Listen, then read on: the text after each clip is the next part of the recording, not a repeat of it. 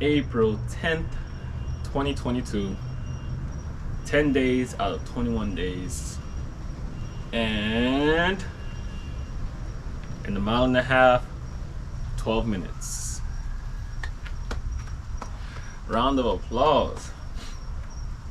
Now, today's run was something different. One things I noticed was when I started running, I started to jog, it was very light. Very light. I mentioned on previous videos, sometimes I hit my marks where I'm tired, that I want to take a break or whatever. I was passing those marks like it was nothing at all. And then when I reach, there's a corner I reached to turn to go down the next block or whatever, like I got there pretty fast. So when I noticed that, I went further. Don't stop. Keep on going. Keep on pushing. Coming back on the last stretch, I had a little bit more boost to put my arms and keep the legs running. And as soon as I came to my destination, 12 minutes. So not too long ago, I did 12 minutes and 35 seconds. So that means that is a 35-second difference. So I could imagine the previous, what we call on video games, the ghost record. Like that 35 seconds probably left me back further. Like I left that old record. Now I came in at 12 minutes. So tomorrow's Monday, so I don't know, I might run 13 minutes or 14 minutes, but to keep in mind that I ran 12 minutes, how far of a distance I was, it will be exciting. Now, if I could keep it consistent now, like, that's a big challenge. So I just want to celebrate for today. Let me not tackle another challenge that I just completed. One good challenge, 12 minutes in what I call the mile, the walk and jog, mile and a half type of deal. So that feels good. Today's exercise, we're gonna do the same thing, 20 reps, everything. It seems like the body, the mind, it's like, yes, I like this type of workout right here because it's definitely showing the results as far as the structure of the body, and it's definitely keeping us form. Definitely working on the run. The run felt good, really good. So we're gonna keep it at 20 reps. The rip right, I'm gonna keep it at 10. I will not increase it to 11. I'll keep on working on that 10 seconds. Hold, rip it for do the reps, 10 reps, and count down the number all the way down to 1. The ab rows, I'm getting familiar with the ab rows now, so the knees are not giving as much pain like before when I first started. Definitely something I will change on next month's exercise. I won't do the ab row in next month's exercise. You might catch me licking my lips a lot. My lips is dry, the air is dry in a sense. It's kind of cool down here in South Florida. So yes, I could buy chapstick, but I don't know. I'm just out here licking my dry lips. So with that being said, we're gonna press play on the audio book, Shahrazad Ali, Blackman's Guide to a Black Woman.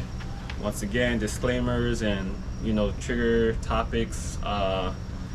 If it's not pertaining to your lifestyle or your family, please hold back from all the triggers. If it is pertaining to your lifestyle, your culture, your day-to-day, how can you become better to understand the information that's being shared?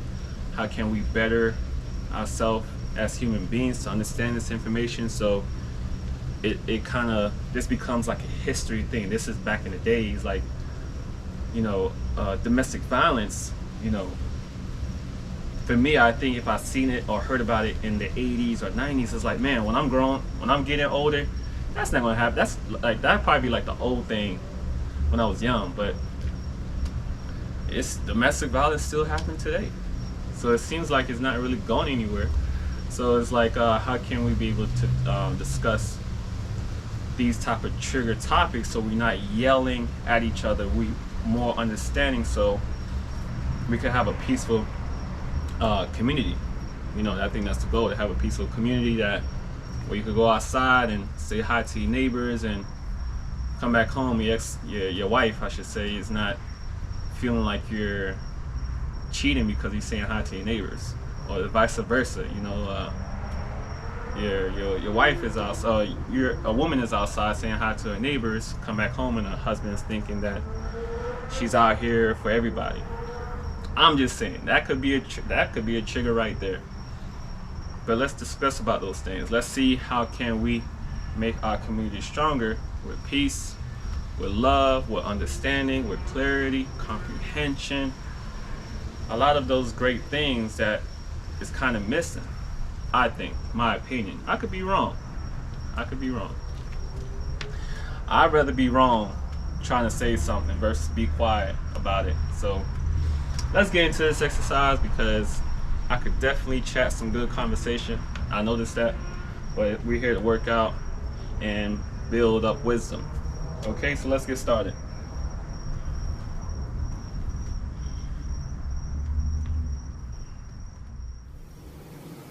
The black man can tell which woman is his by the way she submits to his ideas and interactions, and by the way she works to make him happy. His black woman should take the position that his success is her success, their success, and work as a team. The particular type of marriage practiced in America does not have a good success rate. It is reported that only 1 in 4 marriages actually works in the terms of longevity and happiness. These are the same odds at the blackjack table in Las Vegas, 1 in 4. Most people lose. The reason why American marriage between black men and black women fall is threefold. 1, hypocrisy. Neither the black man or the black woman are able to live up to the European rules and expectations of marriage. Since neither party is able to successfully obey the rules yet spend their lives pretending to, the union is doomed by hypocrisy. Both pretend to do what they know full well is against their nature. 2, dishonesty. The black man, because of the uncompromising rules of monogamy, is forced to lie to his wife, because if he tells her the truth, it will put his home in hell and jeopardize his peace. His dishonesty is rooted in his not wanting to admit publicly that he cannot and will not play the marital agreement by the current rules. 3, disenchantment. The black woman mainly suffers from disappointment and dissatisfaction when her unrealistic dreams of marriage are shattered. She has been taught to expect the impossible, and when it does not materialize, she becomes despondent, and her disenchantment colors every aspect of her marriage. It does not turn out the way she imagined or the way she was told it would be, and she does not have a plan B, so she becomes hostile. The black woman does not understand that all of her ideas about marriage were given to her from another people's nation. She responds to situations according to what she has been taught, according to what has been bred into her brain, to ensure that she gives up her birthright and to ensure that she cuts all ties with her original roots. Periodically, when the black man chooses the older black woman for his mate, he can relax a little. The older black woman, about 39 to 50, has tried all the tricks and games and accepts her failure rate. She is more apt to be willing to try something different during her twilight love years. As we have heard, she is more at ease sexually, may be easier to talk to, and is more patient and tolerant. She's been there, and while the man in her age bracket may be breaking away from their own tradition and becoming more interested in younger women, she is caught in a whirlpool of floating, sometimes detached, with a lot of life left in her. While she may look adult and settled and has claimed she would never even consider a younger man, she can be approached. The drawbacks are that she will not want to bear children, and she will not be as interested in juvenile-type activities, and she may be shyer. She will also have a multitude of old problems she may wish to discuss or receive advice on. She is faithful and becomes energetic about her new romance. During this span of life, Black women commence to lie about their age. On the other side of this group are the women in the same age bracket who remain inflexible in their ideas about what they will take and what they will not take off a Black man. They are firm and brittle in their attitudes and swear they are better off without a man.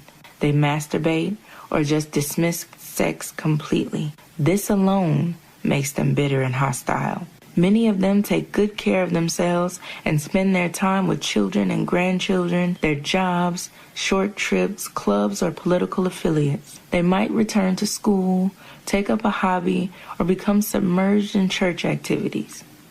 She is considered by those who don't have to live with her as a nice woman, a decent woman. She may also drink alcohol and do volunteer work to fill out her time. She is full of stories of failed romances and bad Black men who she claims abused her without reason or cause. She believes herself innocent. The older, more mature Black woman may do several things as a last attempt to hold on to her fading youth and beauty. She may wear heavier makeup, have breast or facial augmentations, plastic surgery, or silicone to improve her body form. And sadly, sometimes she tries to wear youthful-looking styles of clothes. Whatever the younger people are wearing, she may try to wear it too. She will also try to fix her hair in a more younger-looking style and reveal more of her body with low-cut tops, shorter skirts, midriff blouses, low in the back and front dresses, high heels, shorts, mini dresses, and the like. It is not hard to recognize this type of Black woman at the disco or in bars. She is easily noticeable and is generally commented on by the onlookers with comments like, "Look at that old broad trying to be young," or "She's trying to hold on," or "She ought to be ashamed of herself." And rightfully so, she should. Of course, other more crass comments are made that do not need to be repeated here. The Black woman, when in this stage, is very, very unhappy, has low self-value, and is confused. She believes that the only way she can attract a man is by pretending to be young, and she is mentally blind enough to believe that she can get away with it, and that no one can see that she is an old sister trying to be young. The fact that she cannot recapture that part of her life does not matter to her. She thinks that how she dresses or dances will make her accepted by men. She does not know that each stage of her life can be beautiful and content if she thinks right and behaves in such a way as to be viewed as beautiful. The older Black women want to be young, and the younger Black women want to be old, or so it seems. Actually, they would rather be anything than what they are. The elderly Black woman, age 55-ish up to 100. The senior Black woman, if she chooses, can be beautiful. If she has taken care of herself physically, eaten properly, had minimum substance abuse, and had pleasant, positive thoughts, she is beautiful. If she has had a man or still has one, she looks even better. If she has been a bona fide hellraiser, is disappointed in her man, her children, and her life, her condition will reflect that accordingly. If she is regretful of her life and has bad memories and grieves over them, she will relate her misery to anyone who gives her an ear. Often, the disappointed old Black woman can be found in the community warning the young girls, "Don't let no man make a fool of you," or "All men want to do is use you," or "They only want one thing, She may report to the other older women in the neighborhood that she is doing better than ever since she got rid of the man she used to have. She might further tell them, I didn't ever get anything out of it anyway. She is a sad sight. Black female elders, wrought with turmoil and regret, relating lifetime memories about her unfulfilled tenure. She will brag on how she has always been headstrong and determined to do as she pleased. She did, and now she is alone, sorry that her life has passed, and wishing she had another chance to do it all over again. The ones of them who are married and have been happily married for many years and who still enjoy the youthful benefits of sex will be glowing and satisfied. If she has been having a man on a regular basis, her body will be more enticing than that of the black woman who brags about how she got rid of her man years ago. She will dress better, take care of her hygiene better, and be pleased with herself and her life. She has pride and is respected for her intelligent knowledge and advice to the young.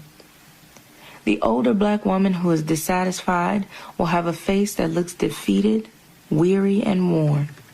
Her flesh will hang looser on her bones, and she has wrinkles from her permanent frown and bad ideas.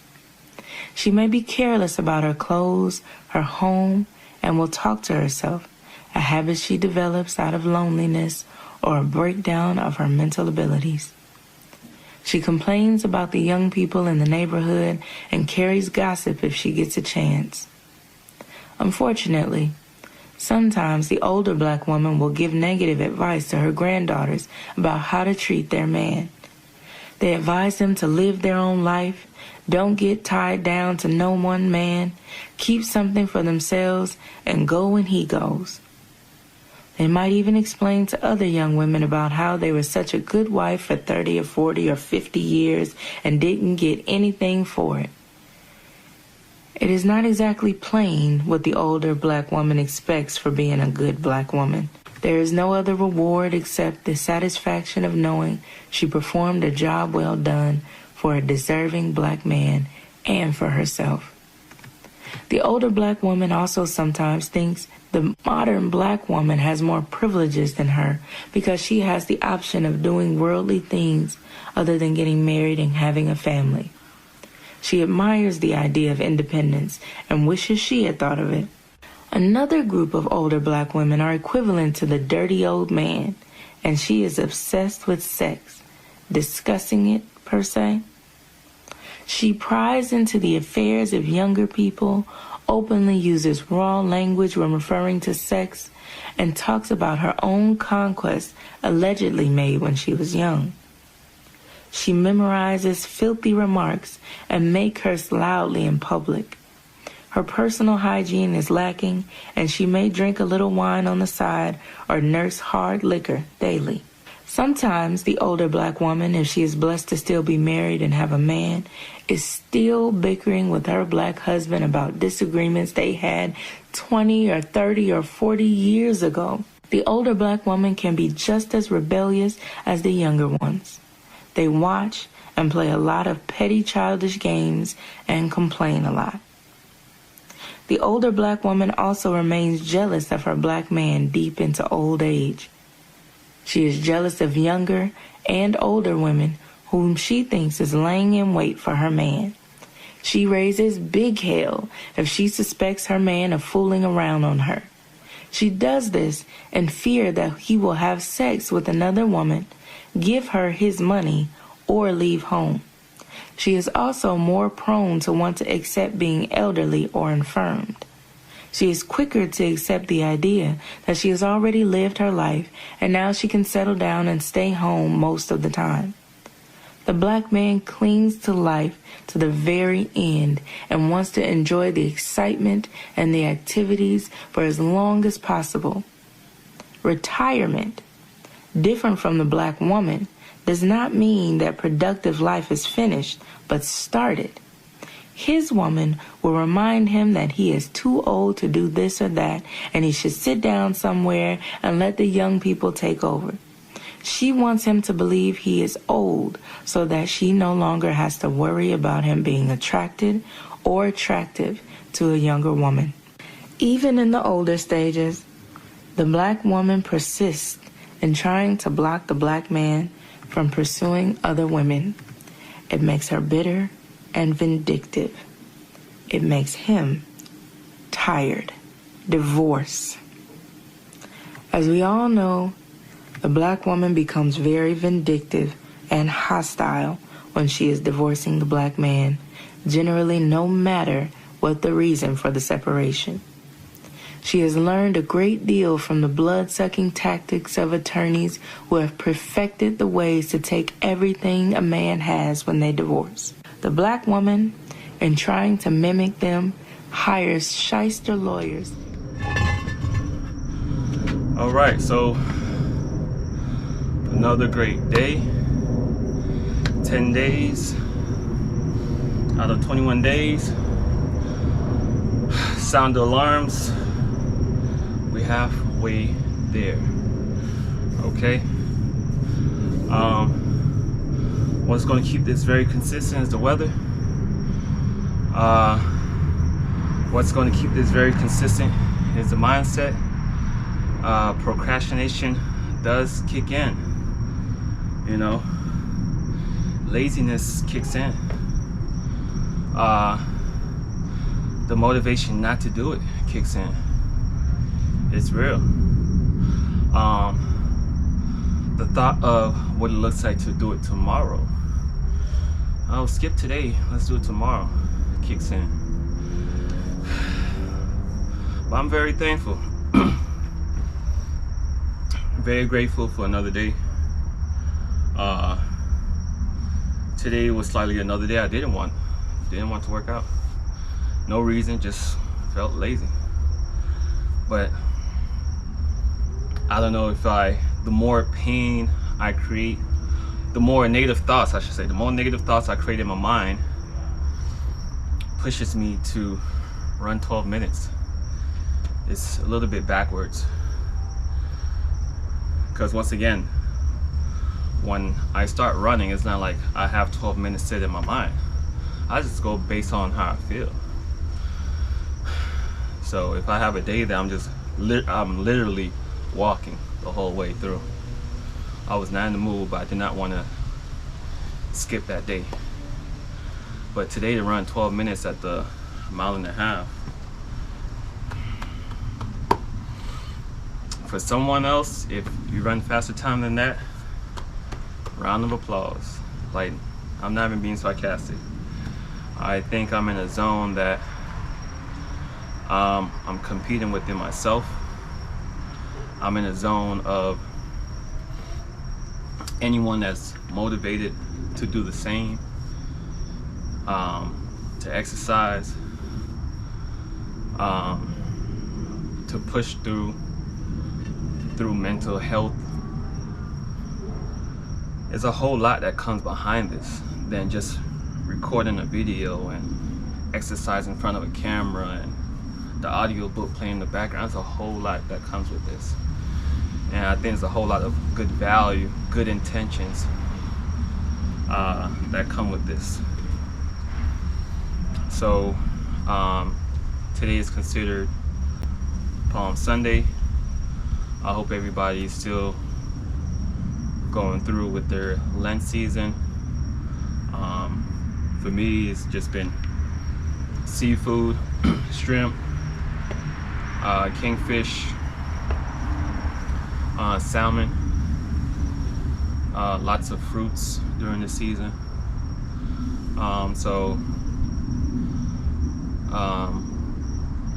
One more week until Lent is over.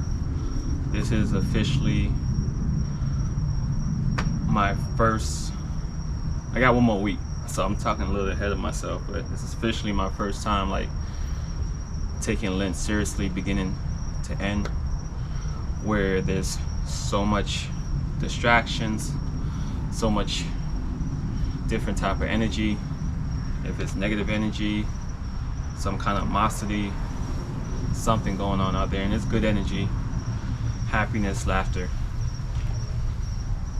You know,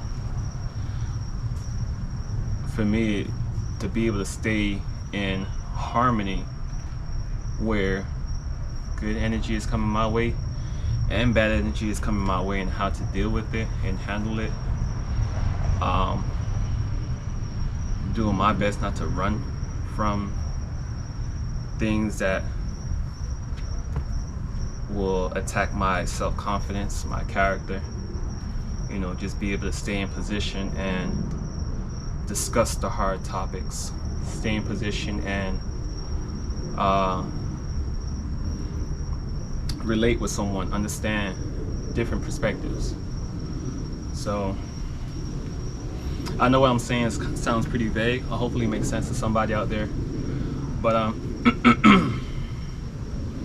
I'm just happy for this. I'm happy for this journey. I am. All right. So with that being said, you guys take care. I hope you're exercising, staying healthy, gathering wisdom, building up your wisdom, staying strong out here. And today was a peaceful day. Tomorrow's going to be a peaceful day. So with that being said, you guys take care, okay? Have a good one.